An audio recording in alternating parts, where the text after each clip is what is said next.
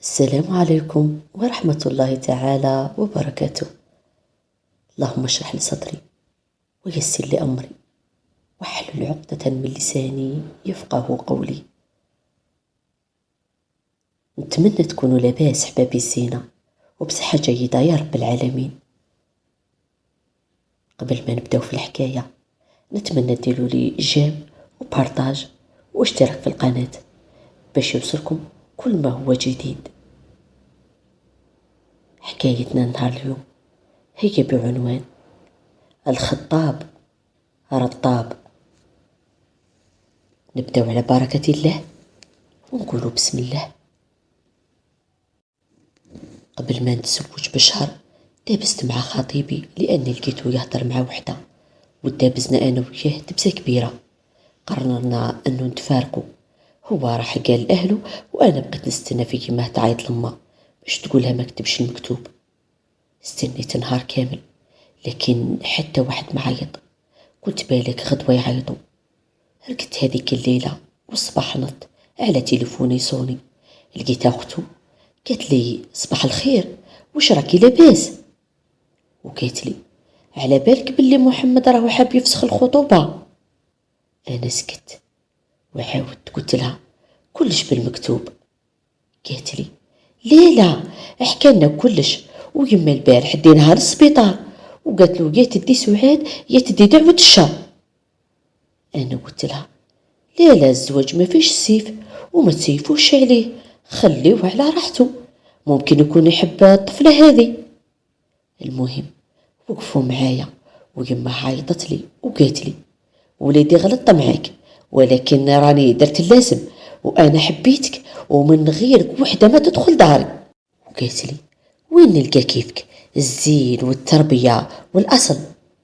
صراحه كبرت فيا وقلت والله ما نردها، ولكن نهضر معاه ونحط النقاط على الحروف وصالحه، وإلا لقيته صح يحبها راح نبطل.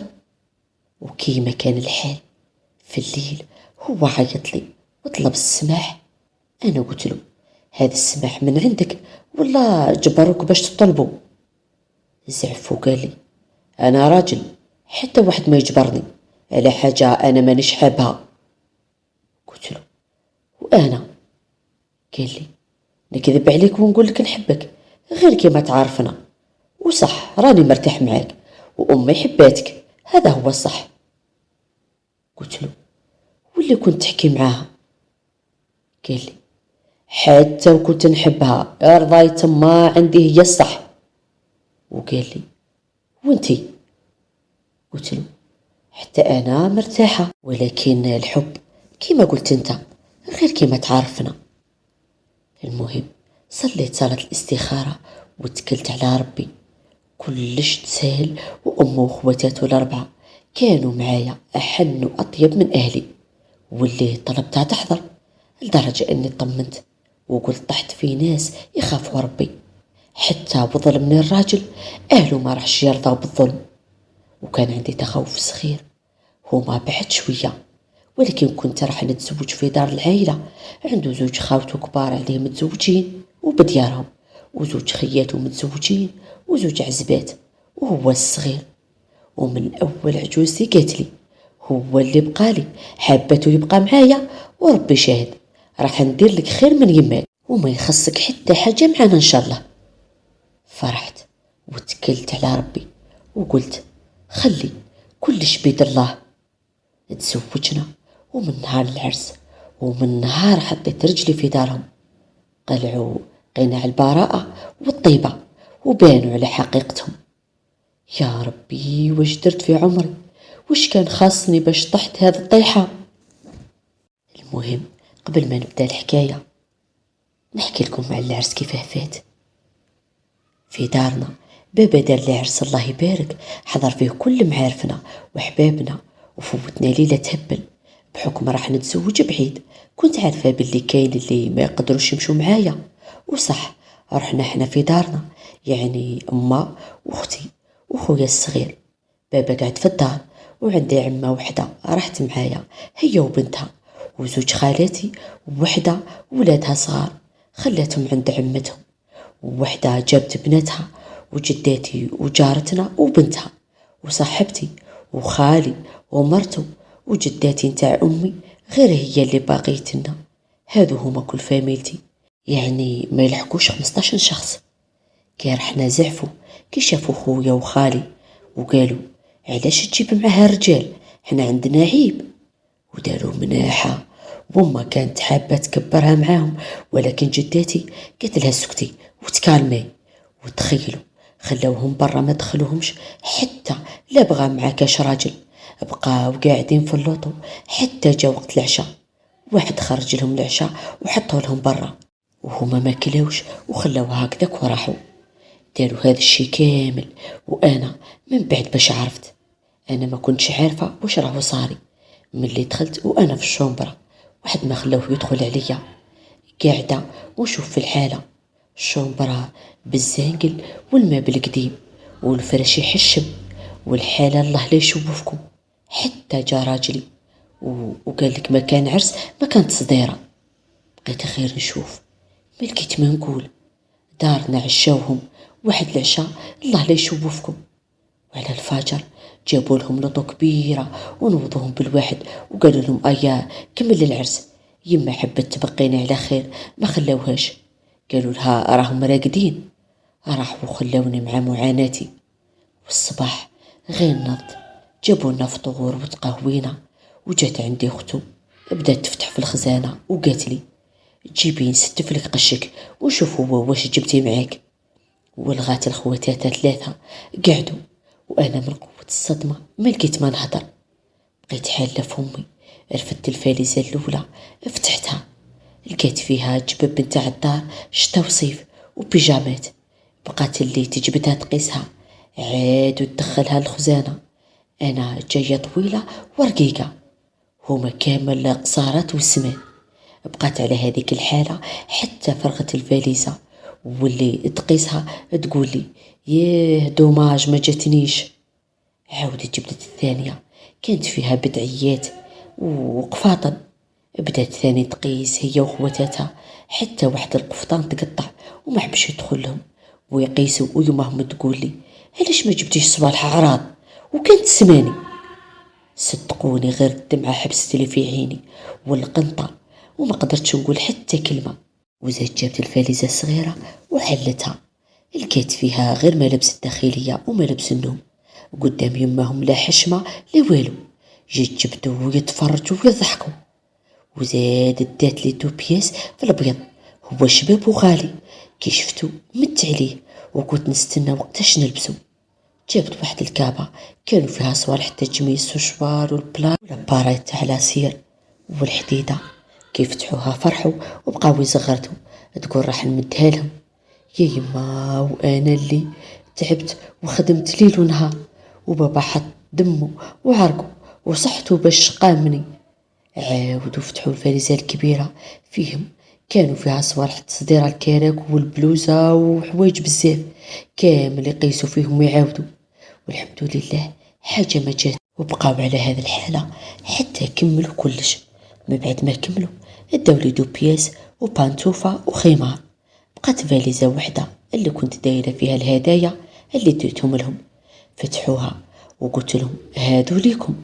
بقاو يشوفوا في بعضهم بعض وعيونهم تطلق شرارة ونيوفهم يخرج منه دخان. المهم جبت هذيك الفاليزة اللي عندي وبقيت نمد لهم بالوحدة، ويشهد علي يا ربي اني شريت لهم غير الماركة والنوعية المليحة. كي فرقت عليهم صوالحهم نطقت اللي جات استفت لي صوالحي وقالت لي ايه حنا جبتي لنا غير الشيفون وانت شريتي لعمرك غير القفاطن والحطة. وخرجوا خلوني الشومبرة مروسة. نضت على همي وسواد سعدي، خملت ونظمت وما خرجت لي حتى البيتون والجفاف. رحت عمرت الماء وجففت ونقيت الحالة وبدت الفراش. فرشت واش جبت معايا ونحيت كلش ودرت ديكور نتاعي اللي حبيته. رجعت ذيك الشومبرة تحفة. غير كملت حتى الليل من الصباح وانا فيها، وجيت نقعد نريح حتى نشوفهم جايين هجموا عليا ومعهم خوهم وجدوا العشاء وجايبونوا شومبرتي ياكلوا. اكلاو وراحوا وخلاو كلش معفون. وريحة الماكلة والوسخ واش ما وصفت لكم ما تقدروش تتخيلوا. نضت، عاودت على ندبتي، خملت ورجعت جففتها ومسحت ونقيت. وانا المشكل مش من النوع اللي يسكت، كنت حشمانة وقلت يقولوا هذه غير جات بدات تدير في المشاكل. جاتني حشومة، أصبرت على ذيك الحالة مدة سمانة. واحد النهار كان عندي شوية قش ومسخ، خرجت لما راح نغسله، ما كان لا غسالة لهم يحزنون. غسلته وشللته ونشرته. طولت شوية وجيت جاية، كي نوصل الشومبرة نلقاهم اللي فوق السرير متكية واللي فاتحة الخزانة وتفتش فيها، ويمهم تقولهم شعلوا لي التيلي نعود نجي هنا نتفرج، تيليها كبير وشباب.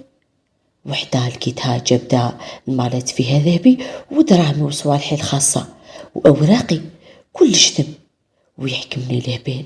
درت صبعي في وذنية وبقيت نعيط بأعلى صوتي: اخرجوا اخرجوا، هذه الدار ولا كوري. خلعتهم، ومن ثم بدات معاناتي تاع الصح. يلي ما خليتيناش نلعبوا بصوالحك، ما يخدونيش ندخل الكوزينة، ما ناكلش معاهم، يحطوا لي وحدي ويحرشوا راجلي فيا، يجي دابزني ويقول لي خليهم يدخلوا وعطيهم صوالحك كي يقولوا لك. بقيت غير نرفد حتى فات العام. خلاص ما قدرتش، كنت نطلب ربي انه ما نحملش، لانه مشكلة كبيرة وانا كنت نخمم في الطلاق. كيما قلت لكم العيشة رجعت معهم لا تطاق، عييت صابرة ما قدرتش. إلا جاو خارجي لازم يدو من عندي كلش، ما خلاو لي والو، لا مكياج لا روايح ولا تسلفوا كاش صاك ولا خمار. يرقدوا عليه حتى نقولهم عطيوني صوالحي، وإلا وصلت حتى نقول يشنفوا ويزعفوا ويديروا مشكلة طويلة وعريضة، ووصلوا ضربوني ويمهم تتفرج. وإلا هدرت تقولي كي الناس تدابز راكم خيات. وكي نجي رايحة لدارنا يشنفوا ويدابزوني، وكي نجي من دارنا يدابزوني. مستحيل نخرج مع راجلي وحدنا، مستحيل، حمام طبيب اي شي لازم معاهم.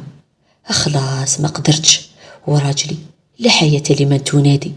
كيش تقولوا هما حتى وكان بالكذب يدابزني ويضربني ويقول لي طلبي السماح وسلمي على ما من يدها. ويلا اشتكيت انا حتى ولو بالصح يتسمى انا ماشي مرة وماشي بنت اصل ونحب المشاكل. غضبت مرة الاولى وجا طلب السماح، والثانية ورجعت وعييت نصبر، عييت نصبر ما قدرتش. واش درت؟ بديت ندي صوالحي لدارنا، اديت صديرتي كامل ذهبي كامل حطيته ثم، على خاطر كي كنت ندابز معاهم ونجي رايحة ما يخلوني ندي معايا والو. وكي نرجع نلقى داري ولات كوري حشاكم، وشحال من حاجة راحت، وكي سقسيت ما شافوهاش. هيا قلت لكم كل ما نروح ندي شوية صوالح حتى ما خليت حتى حاجة، كل الأمور العزيزة والغالية اديتها، حتى المكياج والروايح اديتهم. رجعت غير بجبب بالدار وغير اللي مش ملاح بقيت معاهم. أنا أصلا ما كنت لا نخرج لا ندخل، ديما في الدار محبوسة. كذبت عليهم وقلت لهم صفالحي بعتهم. وراجلي قال لي والدراهم وين؟ قلت له عند أمه رايحة تشري لي الذهب بيهم. قال لي روحوا جيبيهم أنا نشري لك الذهب. وقلت له صحة ذوك نقولها، إلا بغات تعطيهم لي راني نجيبهم. صبرت الراجل ماشي راجل، خير يتبع في أمه وخواتاته وهما عافسيني. كرهت ومليت. واحد النهار كانت تيما مريضة وقلت له نروح نشوفوها. قال لي صحة. هيا هدرت مع دارنا وقلت لهم راني جاية غدوة، وكنت في شهرين ما شفتهمش. يما طارت بالفرحة. كي جا الليل قال لي لا ما نروحوش. قلت له علاش؟ قال لي يما قالت لي راني مريضة وما كانش اللي يعاونها، وخياتي راهم ماشيين عند اختي. وثم طلع لي الزبل حاشاكم، وبديت نعيط عليه في نص الليل وقلت له يا تديني يا نروح وحدي. قال لي لا ويلا رحتي راكي مطلقة. قلت له مطلقة غير نمشي اللي نمشيه، لو كانت تموت.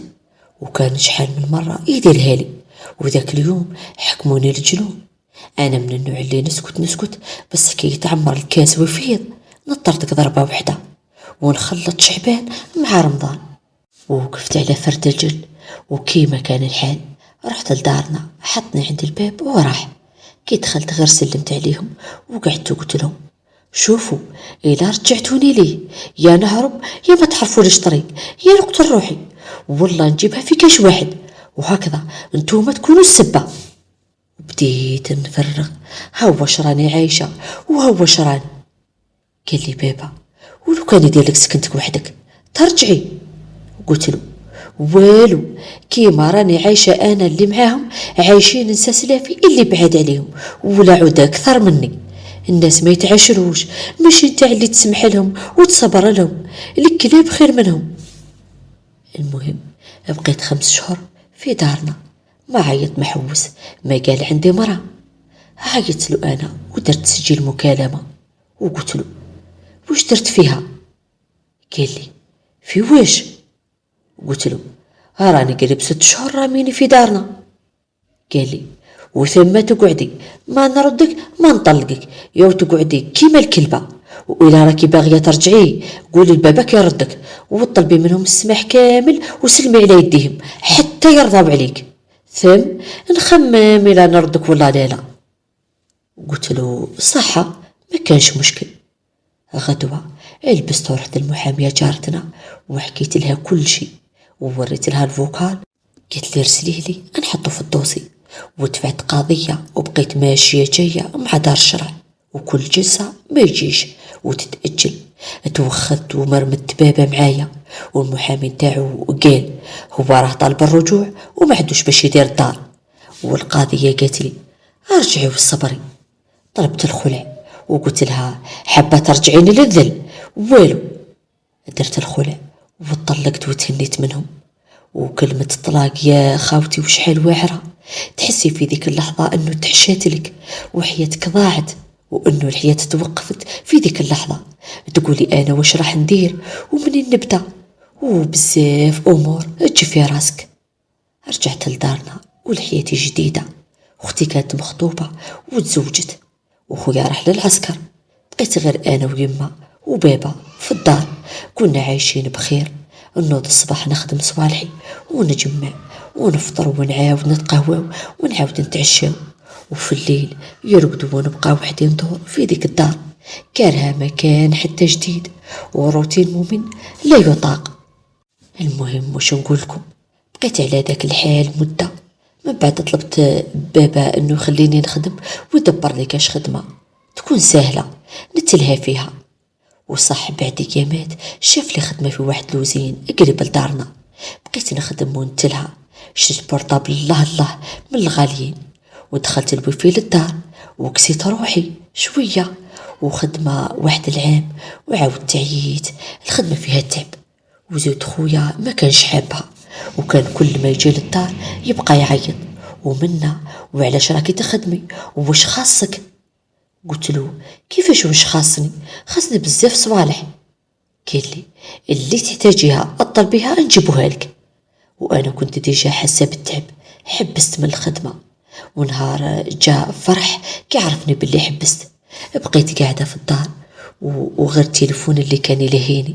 والله من تجي اختي تلهيني وقاعد تحكي لي على دار شيخه واش دايرين فيها، وولدت جاتها طفله تهبل ربي فرحها.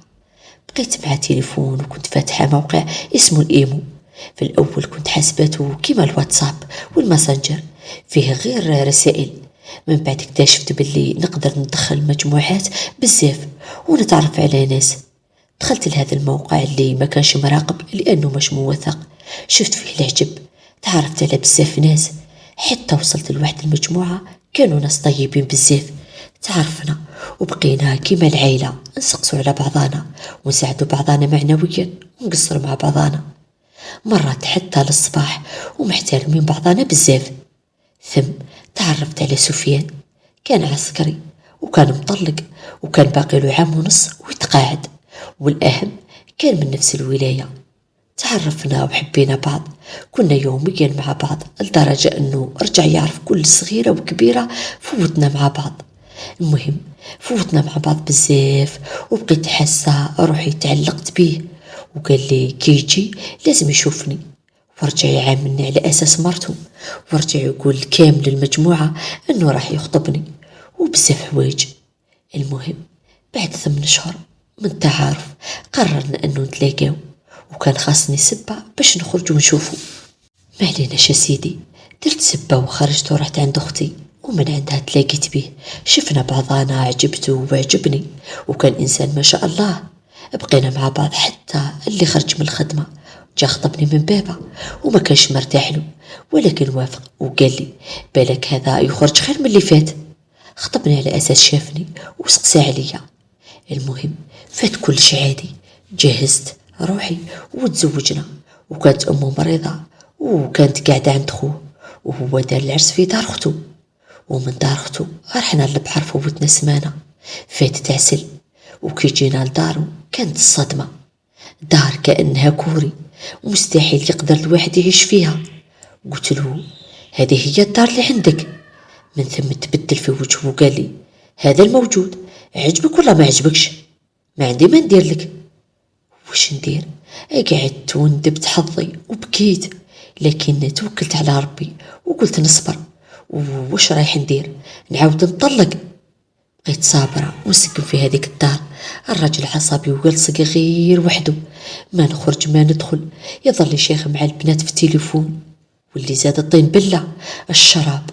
أرجع يسكر نهار بنهار، ما يصلي ما يذكر ربي، نهار كامل وهو راقد، وفي الليل يخرج.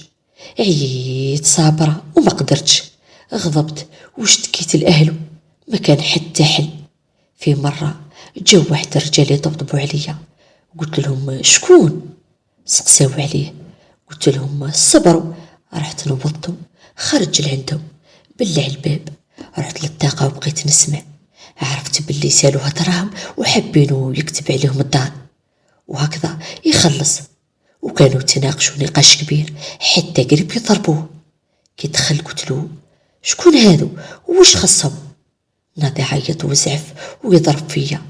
بكيت حتى شبعت وما عرفت وش ندير، يبيع الدار فوقي ونصيب روحي في الزنقة.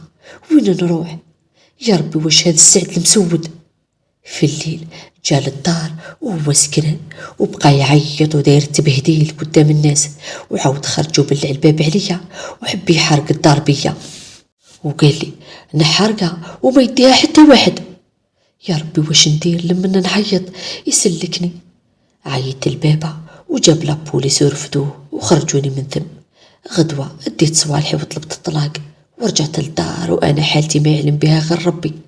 بعد عام فاتني الحالة، وقررت انه نبدأ صفحة جديدة وحدي. رجعت نقرا وديت الباك ودخلت للجامعة، قريت وتخرجت، وربي رزقني بخدمة.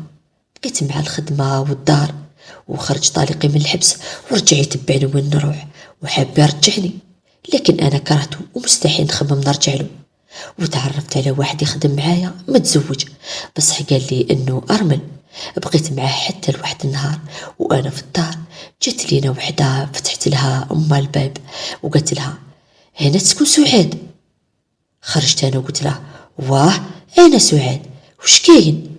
وتجبدني من الشعر وتبقى تعاير يا خطفت الرجال، قالوا عليك حبة تدي راجلي. وانا ما فاهمه والو، وصرت كبيره وما طلع لها السكر، وداخت وديتها للسبيطار، وبابا شبعني سبان وما ولاش يهضروا معايا في زوج حتى الشوفه، وكان يصبوا ما يشوفونيش. حتى عيطت له وسقسيته وش كاين، وحكالي صح انه متزوج وعنده 3 ولاد. وكلت عليها ربي وقلت له ضيعت لي حياتي وخسرت بيني وبين والديا. دخلت فتره من الاكتئاب حاد، حتى بقيت نخمم في الانتحار. ما كنتش عارفه باللي حظي مسود، والله اختياراتي منحوسه. بدا كل يوم يعيط لي وانا بلوكيته من كلش، حتى جاب امه وجا خطبني. في الاول رفضت، ولكن ما قالت لي وعلاش ما كنتي تهضري معاه كيما كيش قابله؟ سيفوا عليا هذاك الزواج، وقالت لي يما لا بغى متزوج 3 راح تديه بالسيف عليك، نتهنى ومتبهديلك. تزوجنا ودرنا حفلة صغيرة وتزوجنا. رحت سكنت معاهم في دار، كانت دار العائلة، وكان هو الولد الوحيد والأم، وخياته ما كانوش متفاهمين مع مرته وفرحوا كي تزوج. لكن ديما الدواس على أتفه الأسباب بين أمه وخياته ومرته. ما قدرتش نتحمل وطلبت منه نخرجوا، ولكن هو رفض بحجة أنه مدخوله محدود. قررت أنه أنا نكري باسمي وكرينا وخرجنا، ودفعت باش يعطوني سكنة. بعد مدة خرجت لي السكنة وحملت وجبت طفلة اسمها سندس، ورحلت لسكنتي وعايشة فيها مع بنتي. وراجلي يجيني نهار بنهار ومرات كل يوم بحكم المشاكل اللي عندهم بزاف، وهو إنسان مليح ويعاملني مليح، لكن ما يصرفش عليا لا أنا لا بنته. قليل وين يتفكرني بهذيك 300 ألف ولا 400 ويقول لي شري للطفلة كاش ما تستحق. ولكن وش راح ندير؟ مستحيل نطلق مرة أخرى، نصبر وخلاص، والحمد لله على كل حال. المهم أنا راح نقول لكم حاجة، خموا مليح في زواجكم، مش اللي جاك تقبلي بيه وتقولي المهم نتزوج. لا لا، لازم تختاري وقعدي في دار باباك، وما تتزوجيش باش ترضي الناس والله باش يقولوا هاي تزوجت صغيرة، وطلبي دارك وحدك حتى لما تهنيتيش تشبعي كرشك. على الأقل ما كانش اللي يحاسبك والله يدس في عينك. وربي يرزق كل وحدة وش تتمنى، واللي سمعت قصتي ودات العبرة هتحط النجام. حكايتنا نهار اليوم خلاصت، نتمنى تكون عجبتكم، ونتلاقاو في حكاية واحدة أخرى إن شاء الله. نخليكم على خير وعافية.